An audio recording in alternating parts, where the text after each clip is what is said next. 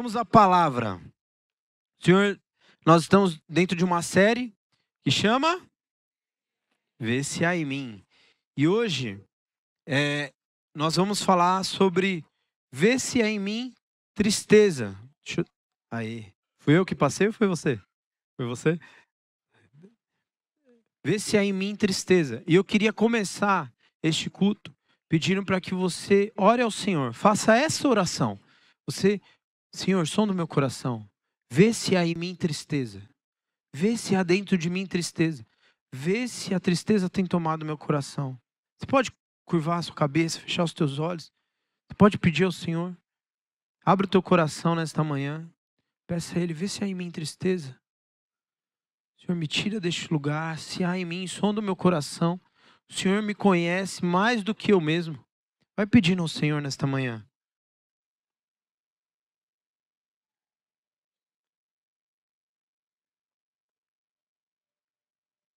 Sim, Jesus, transforma o nosso coração. Que essa manhã a tua alegria venha sobre nós. Que nós venhamos desfrutar da sua bondade, do seu amor. Em nome de Jesus. Amém. Amém. Amém. Hoje eu quero falar, o tema da mensagem, ele é saia da caverna. Esse é o tema da mensagem de hoje. Quero falar sobre a história de Elias. Você vai passando aí para mim, por favor? Acho que não está. Saia da caverna, o tema de hoje. E eu creio que Jesus vai falar muito forte aos nossos corações. O Senhor me entregou algo tão profundo enquanto eu estudava esse texto. E eu quero compartilhar com vocês nessa manhã. Eu quero ler a história de Elias, um trechinho da história de Elias com vocês. E Elias foi um grande profeta de Deus. Quem conhece a história de Elias? Quem não conhece? É isso. Elias foi um profeta de Deus. E o profeta no Antigo Testamento, ele era realmente a voz de Deus que direcionava uma nação. O profeta, ele tinha uma ligação com o governo da época, com os reis, e a voz dele era a voz de Deus que direcionava o povo para um lugar. Só que nesse período que Elias acende o seu ministério, ele estava num período onde o reino de Israel era dividido. Então, o primeiro rei de Israel foi Saul. Saul caiu e o Senhor levantou Davi. Assim, quando Davi deixa o reinado, ele passa o reinado para o seu filho Salomão. Salomão, ele toma decisões erradas. Um homem mais sábio toma decisões erradas. E há um preço que o filho de Salomão paga. Roboão, exatamente no reinado de Roboão, há uma divisão em Israel. Então, o reino de Israel, ele se divide em o reino do norte e o reino do sul. E o reino do sul, ele foi o reino que ficou todos aqueles que seguiam a aliança do reinado de Davi. Eles permaneceram uma aliança com o reinado de Davi. Simplesmente 2 tribos seguiram este reino, que foi Judá e Benjamim. O reino do norte foram todos os outros 10, as outras 10 tribos, que é o reino de Israel. Então é comum você ver no livro de Reis, no livro de Crônicas, eles falando sobre o rei de Israel e o rei de Judá. O rei de Judá é o reino do sul, o rei de Israel é o reino do norte. E o reino do sul, que é Judá, ele tinha a sua capital em Jerusalém, onde havia o templo, onde eles prestavam culto ao Senhor. E a capital de Israel, que é o reino do norte, era de Samaria. Então, em Samaria eles prestavam culto. Mas, na verdade, todos deveriam prestar culto em apenas um lugar. Mas, por conta dessa divisão, Samaria se tornou um dos lugares onde houve muita idolatria. E exatamente no momento em que Elias aparece, é no momento onde há um dos piores reis de Israel governando, que é Acabe. Acabe, um rei que afastou seu coração de Deus, e ele fez as piores obras. A palavra relata que ele fez obras ainda piores do que os antepassados deles, que já tinham errado. Então ele levou Israel a um nível de idolatria que Israel nunca tinha vivido antes. Ele casado com a sua esposa Jezabel. Quantos já ouviram falar de Jezabel? Comum, né? Jezabel que veio de uma outra cultura, ela não era judia, então ela vem de outra cultura, dos sidônios, e ela traz toda a cultura de adoração a Baal e a Zerá. Então, naquele momento, Israel praticava culto a Baal. O governo do norte praticava culto a Baal, culto a Zerá. Eles sacrificavam crianças para entregar a Deus. Deus Baal, não nosso Deus. Havia sacrifício de crianças. As crianças, eles tinham o primeiro filho, e aquele primeiro filho era sacrificado ao Deus Baal.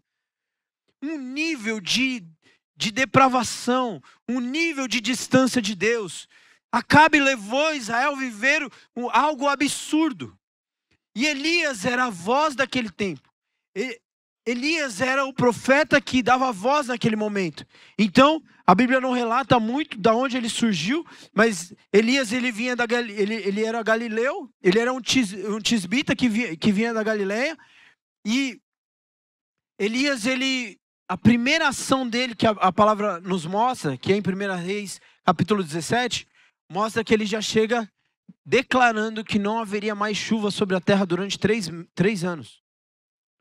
Então, 3 anos sem chuva. A terra secou, os rios secaram, havia escassez de água, havia escassez de plantio. A terra não produzia mais comida, a terra já não produzia vida. Eles estavam num tempo de seca profunda. Porque Deus estava mostrando para Israel que eles estavam caminhando para um lugar de morte. E Elias foi esse profeta. Só que nesse período, Jezabel, esta mulher, governou praticamente o coração do rei Acabe. Ela fez Acabe perseguir profetas de Deus. Ela foi atrás para matar profetas de Deus. Houve homens nesse período que tiveram que esconder profetas de Deus em lugares. Eles esconderam em cavernas, esconderam em alguns lugares. Havia profetas de Deus que estavam escondidos no meio do povo, porque se eles forem vistos, eles eram mortos. Era esse lugar onde Deus chama Elias para profetizar. Era um lugar como esse, numa situação como essa, que Deus ele levanta Elias. E Elias vem cheio do poder de Deus. Ele vem e chama, ele começa a declarar que não ia mais chover. Mas em um certo momento Acabe procura ele, e antes de voltar a chover, ele convoca todos os profetas de Baal e todos os profetas de Azerá. E a palavra fala que haviam 450 profetas de Baal que foram convocados no monte por Elias. E 400 profetas de Azerá que também foram convocados no monte. Aí é aquela história mais conhecida de Elias, onde ele fala para que eles construíssem um altar, e ele também constrói um altar. E ele diz, aquele Deus, o Deus que responder com fogo é o Deus verdadeiro. E aí a palavra fala que os profetas, eles fazem de tudo. Os profetas de Baal, de Azerá, eles fazem de tudo.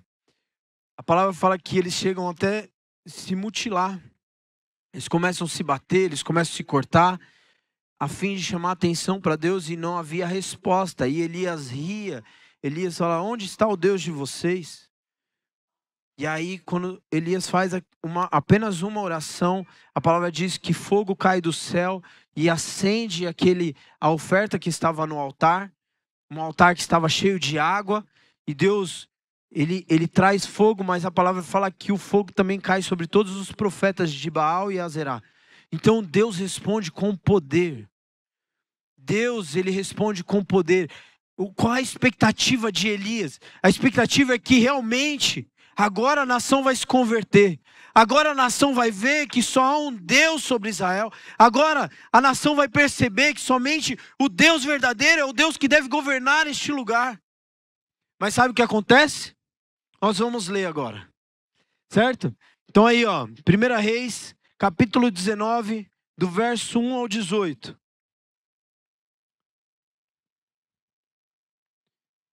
Abre aí. Eu não peguei nem slide aqui para a gente ler junto, tá? Se puder abrir.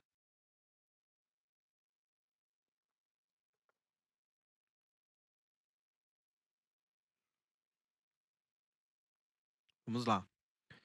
Eu vou ler do 1 ao 18. Então diz o seguinte: Acabe contou a Jezabel tudo o que Elias havia feito e como havia matado todos os profetas à espada. Então Jezabel mandou um mensageiro a Elias para dizer-lhe: que os deuses me castiguem, se amanhã a estas horas eu não tiver feito com a sua vida o mesmo que você fez com a vida de cada um deles. Elias ficou com medo. Repete comigo, Elias ficou com medo. E olha só o que continua acontecendo. Levantou-se e para salvar a vida se foi e chegou a Berseba, que pertence a Judá. E ali ele deixou o seu servo. Ele mesmo, porém, foi para o deserto caminhando há um dia inteiro. Por fim, sentou-se debaixo de um zimbro, sentiu vontade de morrer e orou: Basta, Senhor, tira a minha vida, porque eu não sou melhor do que os meus pais. Deitou-se e dormiu debaixo de um zimbro. E eis que um anjo tocou nele e lhe disse: Levanta-te e coma.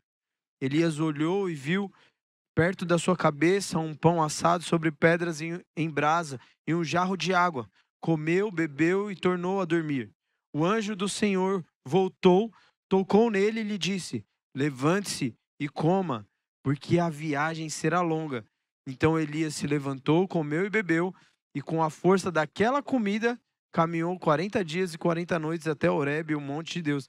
Imagina, você bater um prato de arroz e feijão e caminhar 40 dias, só isso. É só Jesus mesmo para sustentar, né?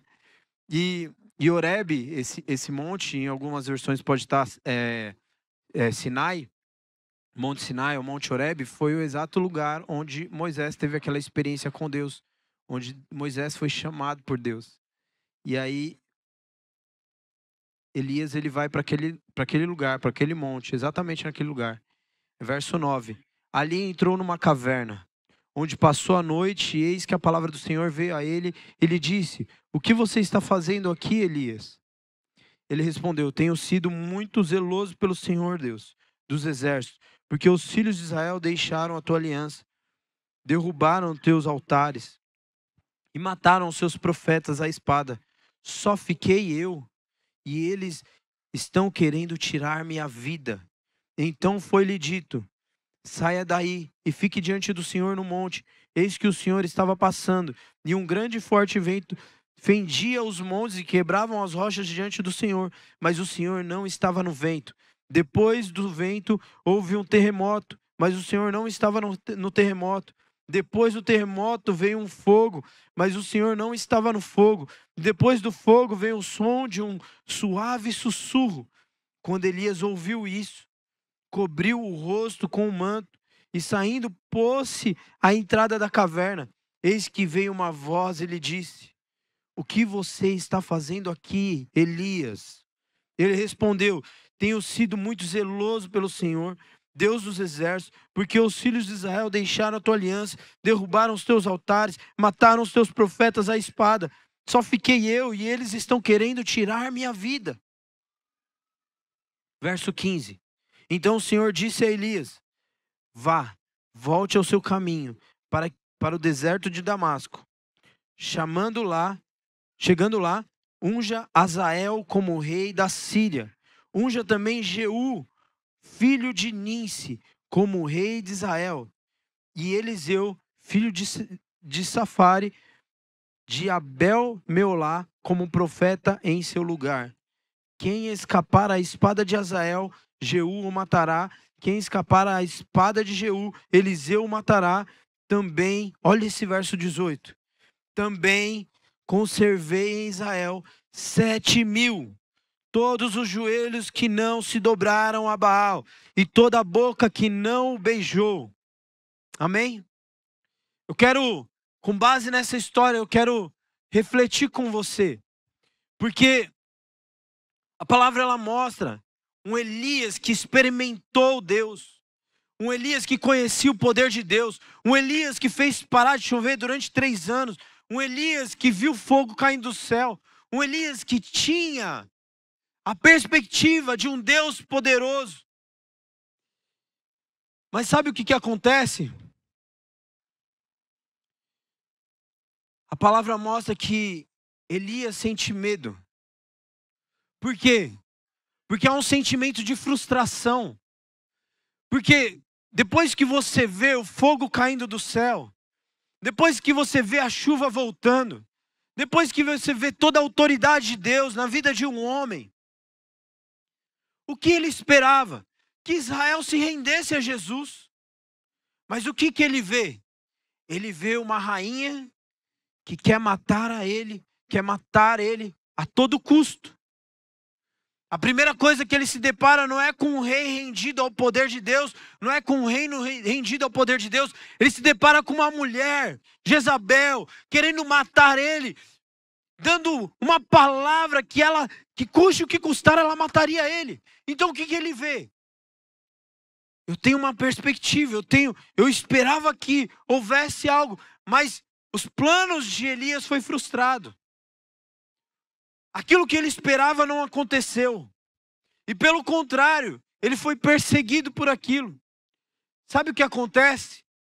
Quando nós sentimos medo, é porque a esperança foi embora. Você pode ver o sentimento dele, é que ele era o único profeta que tinha restado. O sentimento dele é que ele ia morrer. Ele sai daquele lugar, ele vai para o deserto, ele pede para que Deus mate ele.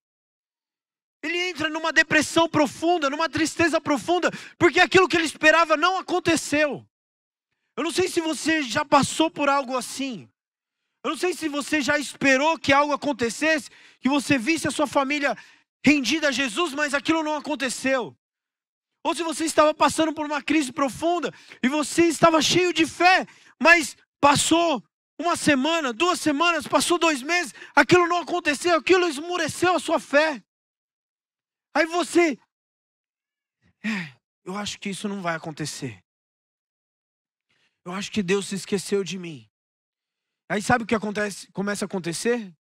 A gente começa a perder a esperança. E quando a gente perde a esperança, a gente começa a achar que o nosso Deus não é poderoso para fazer mais. E a gente começa a acreditar que aquela situação é a situação que vai nos matar. É a situação que vai nos botar dentro de uma caverna. E o medo dele levou ele para uma tristeza profunda. Então Elias, quando ele vê aqueles profetas de Baal morrendo, quando ele vê tudo aquilo acontecendo, havia uma esperança que Deus realmente tomasse aquela nação. Mas diante de tudo aquilo gerou uma frustração, que liberou uma tristeza no seu coração, porque a esperança foi embora. Então era melhor morrer, porque ele era o único que tinha sobrado. E como o único que tinha sobrado, ele estava sendo caçado, jurado de morte. Não havia mais como resgatar esse reino. Não havia mais como ver Deus manifestando a sua glória sobre aquele lugar. E quantas vezes nós não vivemos isso? A gente está anos orando pela família. Anos orando pelo irmão, pelo pai, pela mãe, pelo esposo, pela esposa. A gente passando lutas financeiras, lutas emocionais. E a gente recebe a palavra, Deus é poderoso para fazer, mas a gente vê uma demora. A gente acha que seria naquele momento, mas aquilo não acontece no momento que a gente achava que era. Aí o que acontece com a gente? A gente responde essa tristeza. E a gente entra para dentro de uma caverna e a gente esquece que Deus é poderoso para fazer. E olha só o que acontece. A gente acaba fugindo dessas situações. A tristeza, ela nos isola. O sentimento de tristeza, ela nos leva a andar sozinhos. Aí a gente começa a ver as coisas não dando certo. A gente começa a ver que aquilo que a gente sonhava não aconteceu. A gente perde a esperança. E uma das primeiras respostas à tristeza é isolamento. O que você vai fazer? Você deixa de ir para a célula. Aí você está triste, você deixa de vir para o culto. Aí você está triste, você não abre mais seu coração com o seu líder, com o seu amigo. Você não abre mais aquela situação, até mesmo porque Deus não quer resolver isso para mim.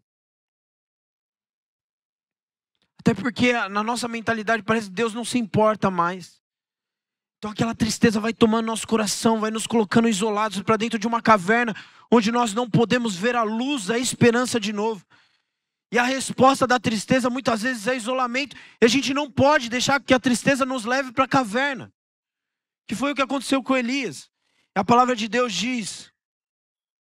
Antes de eu ler esse texto com vocês, estava lá em Portugal essa semana, na cidade de Porto, e a gente utilizou bastante do Uber lá. E acho que mais 50%, assim, 60%, 70% dos Ubers que a gente pegou era brasileiro. Um monte de brasileiro lá em Portugal. Mas a gente pegou um Uber com um português. E eu sentei na frente, porque a gente estava com mais pessoas. Samuca estava no banco de trás. E eles estavam conversando ali. Eles nem ouviram muito português ali. Mas o português, ele entrou, ele olhou para mim e falou assim: vocês são brasileiros? Gente, eu não sei imitar português, tá? Eu acho que alguém poderia... Eu sei que tem gente que tem essa habilidade aqui, eu não tenho. Mas você pode imaginar isso. Então, ele falou: vocês são brasileiros? Eu falei assim: sim, somos brasileiros. Aí ele: oh, graças a Deus. Eu falei assim: por quê? Ele: nossa, tô tão triste. Eu falei: o que aconteceu?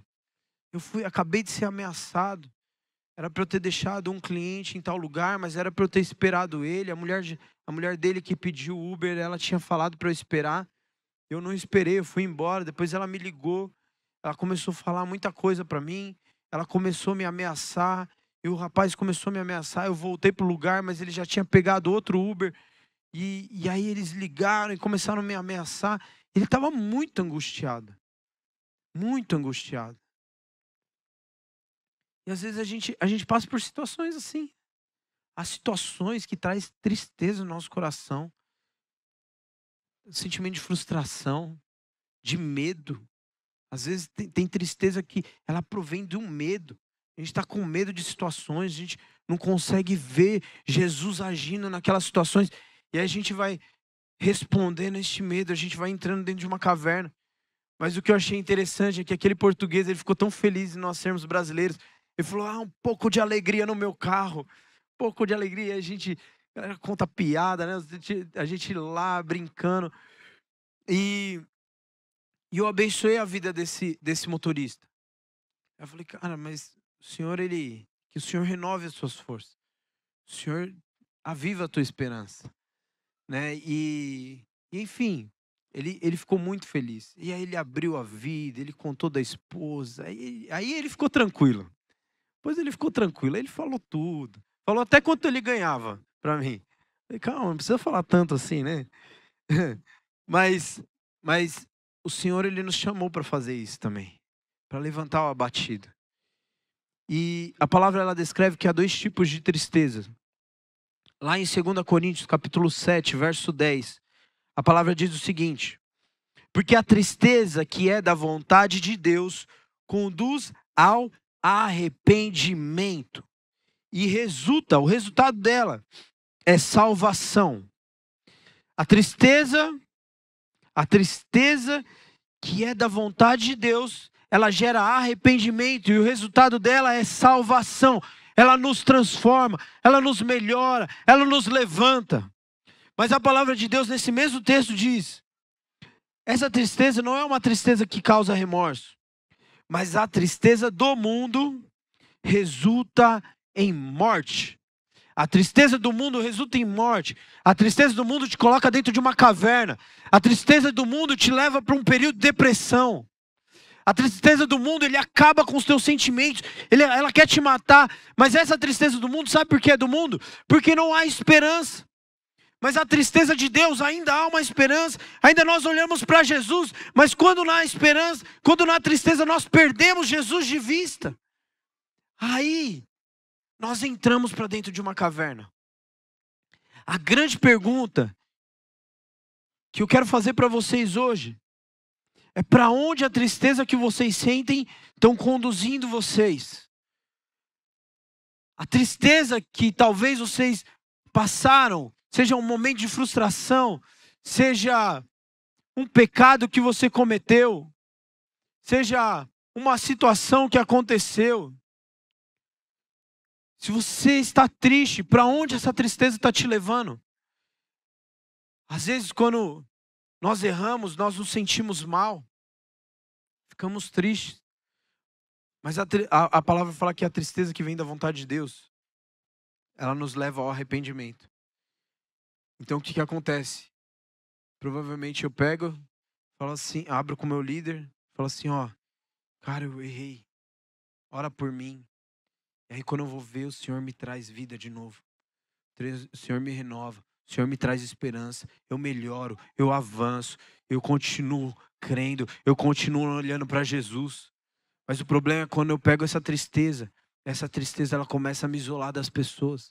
Eu não venho mais no culto, eu não vou mais na célula, eu não abro mais o meu coração. Aí eu começo a ficar distante.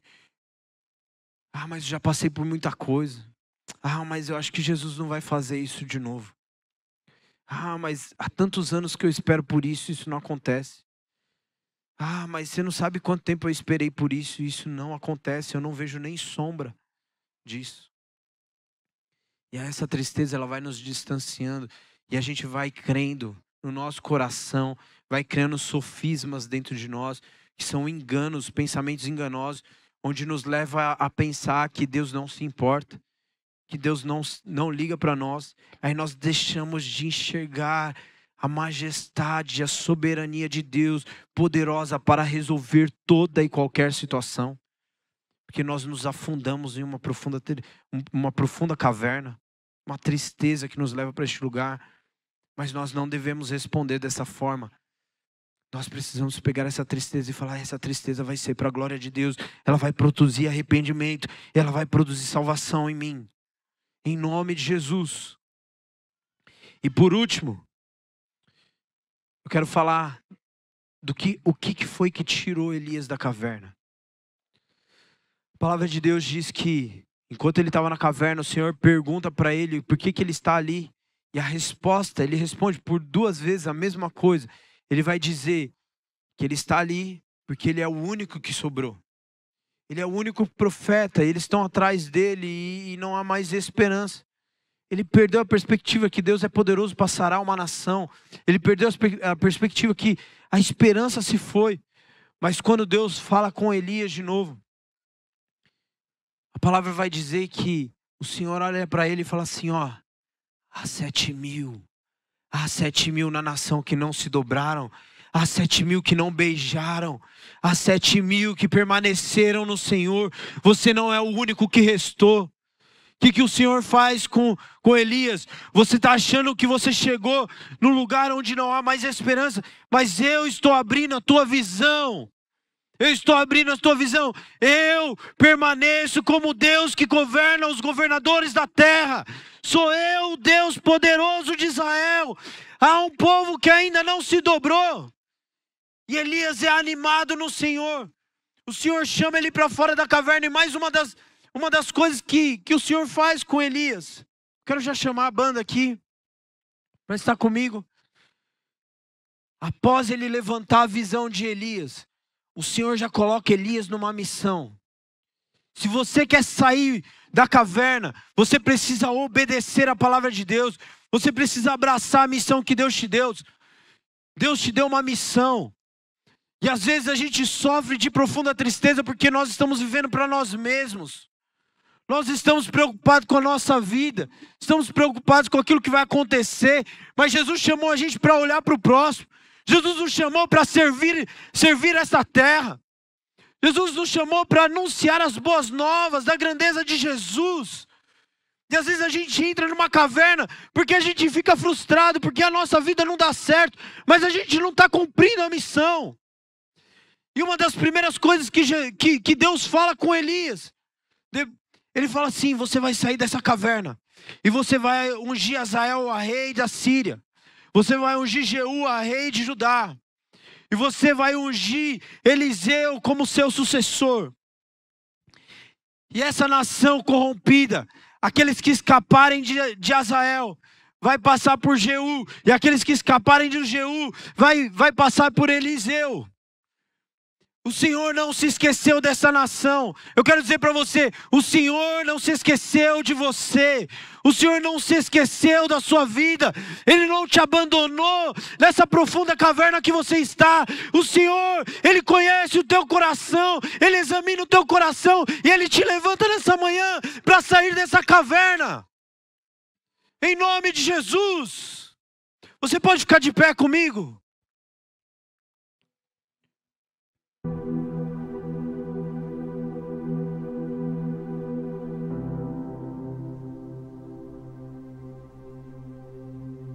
Quero declarar um texto sobre vocês. Isaías capítulo 61, verso do 1 ao 4. Eu vou ler e vou apontar para vocês, porque é isso que Jesus, Ele está levantando pessoas aqui nessa noite. Nessa manhã, desculpa. Nessa manhã, eu quero declarar sobre a sua vida esse texto. O Espírito do Senhor está sobre você. Porque o Senhor te ungiu para levar boas novas aos pobres. Essas boas novas é que Jesus reina. Essas boas novas é a boa notícia que Jesus tem um governo sobre toda a terra. A palavra diz que Jesus governa os céus, a terra e até debaixo da terra. Não há um governo que não esteja sujeito ao teu governo. O que nós precisamos crer é que Jesus governa. Se Jesus governa, tudo Ele pode. Tudo Ele pode. E essas é boas novas que nós anunciamos. Então o Senhor te chamou para levar as boas novas aos pobres.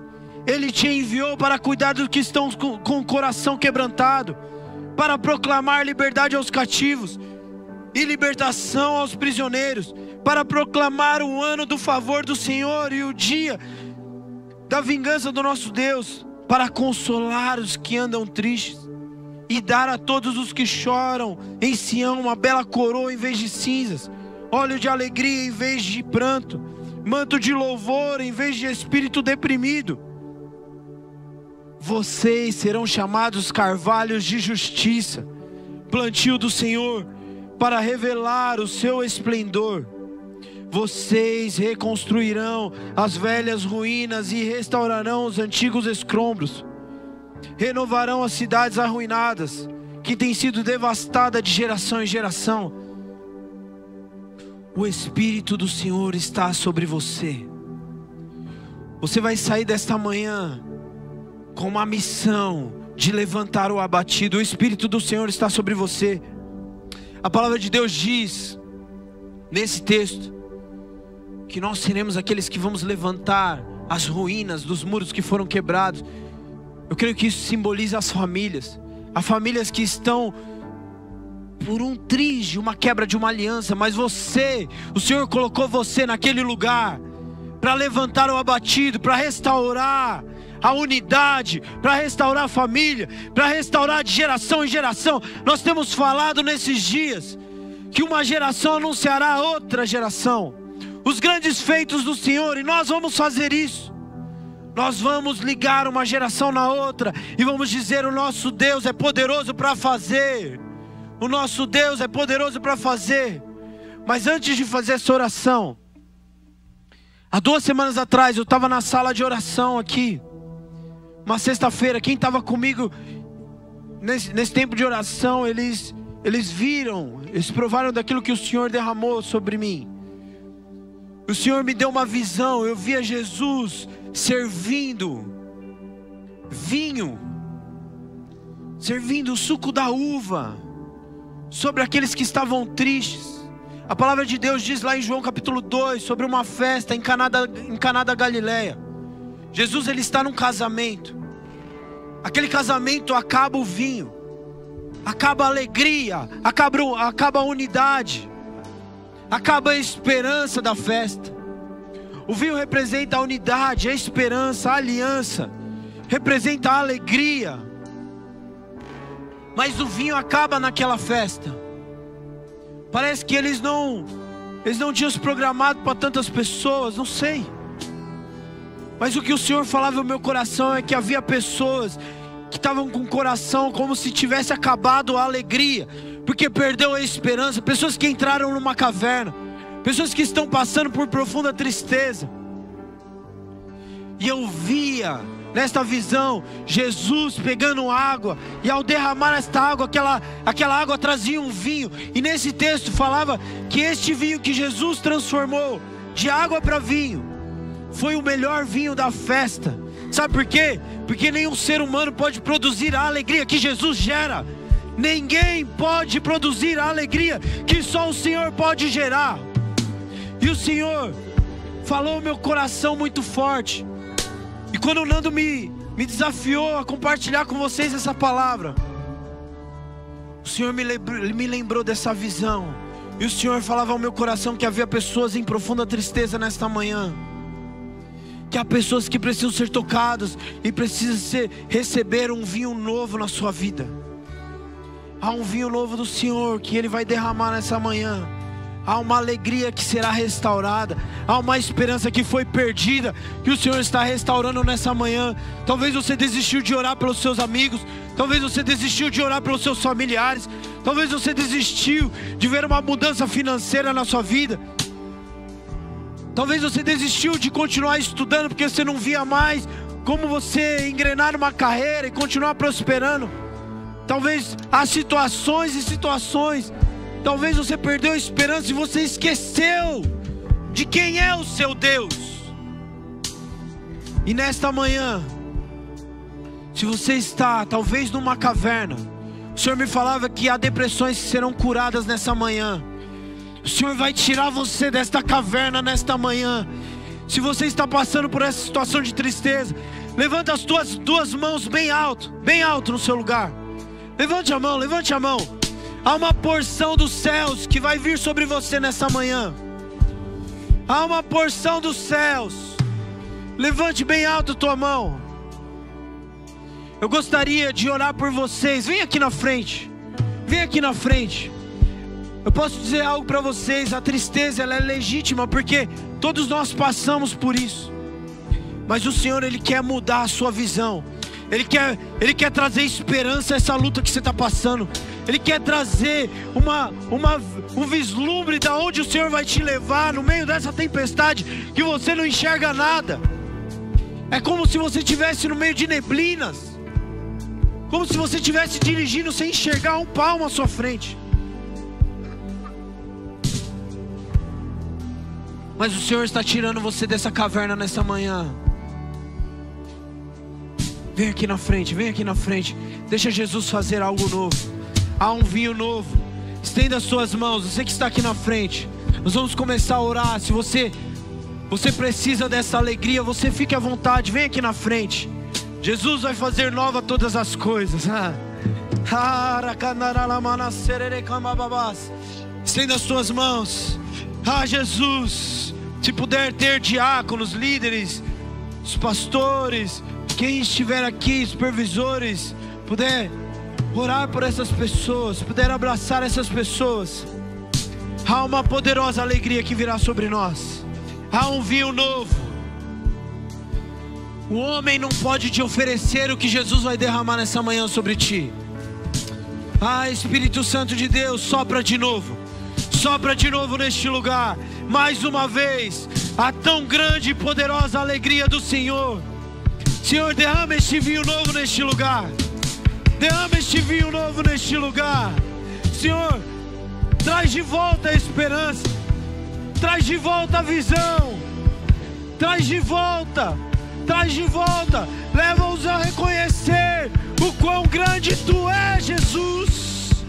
Quem é o Senhor? E Tu és poderoso para fazer infinitamente mais, abundantemente além de tudo aquilo que nós pedimos ou pensamos, segundo o poder que opera em nós. Ei, Jesus, vem com Teu vinho novo, vem com Teu vinho novo, vem com Teu vinho novo. Sejam cheios de uma poderosa alegria agora. Poderosa alegria, recebam agora, recebam agora, recebam agora, recebam agora. Ei!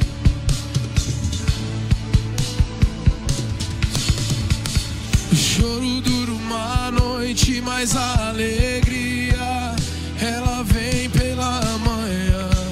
Eu creio, eu creio.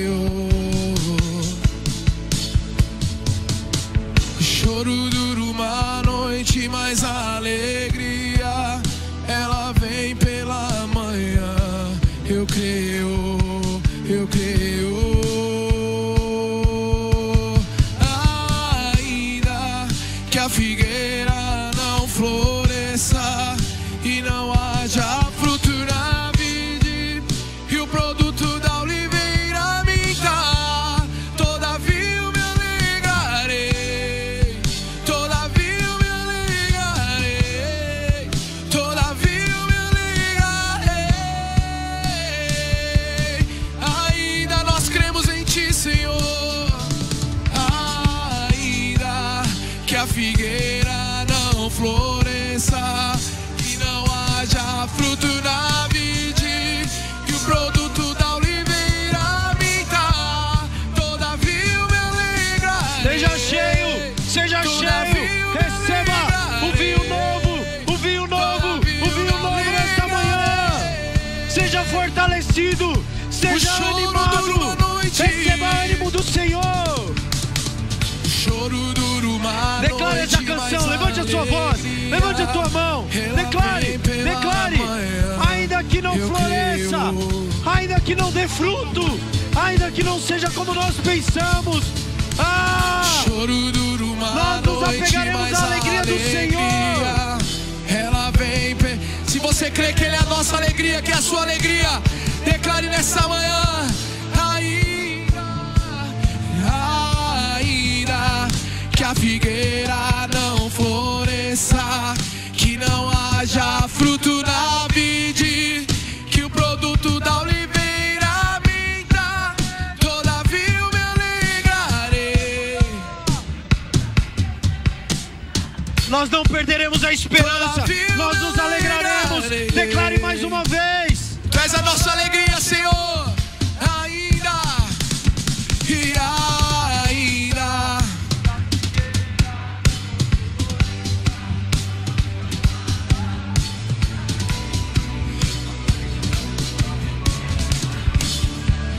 Todavia eu me alegrarei.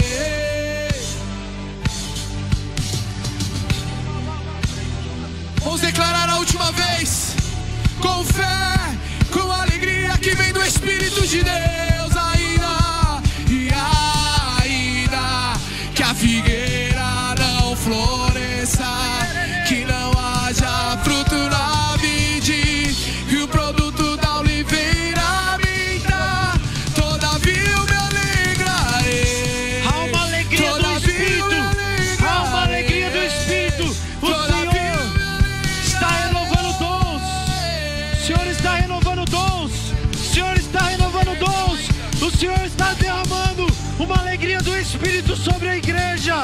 Há uma alegria do Senhor. Ei!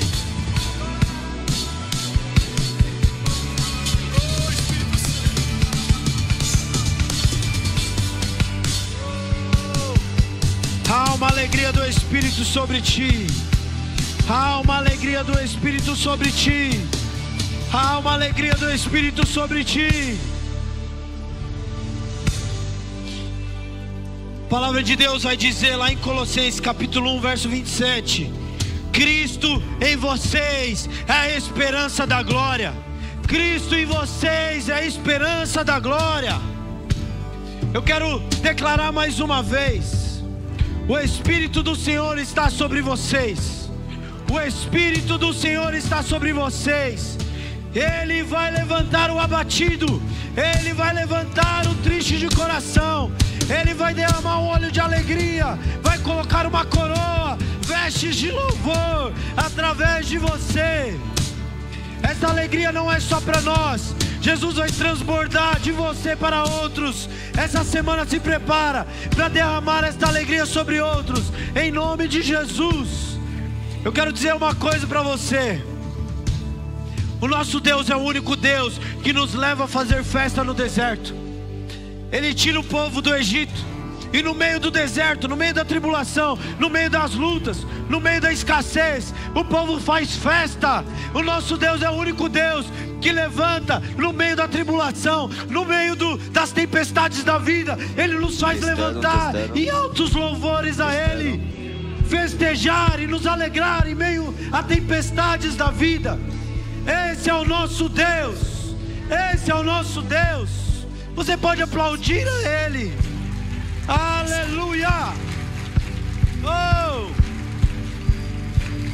Nós te amamos, Senhor. Nós te amamos, papai. Aleluia. Glória ao teu nome. Quantos foram levantados nessa manhã com a alegria do Senhor, que nos fortalece, que é a nossa força. O Senhor nos chamou não somente para sair da caverna. Ele tirou Elias da caverna, mas Ele já apontou Elias para um destino. Você vai sair nessa semana e o Senhor vai colocar pessoas que estão abatidas na sua frente, e você vai levantar o ânimo dessas pessoas. Vocês creem nisso? Amém?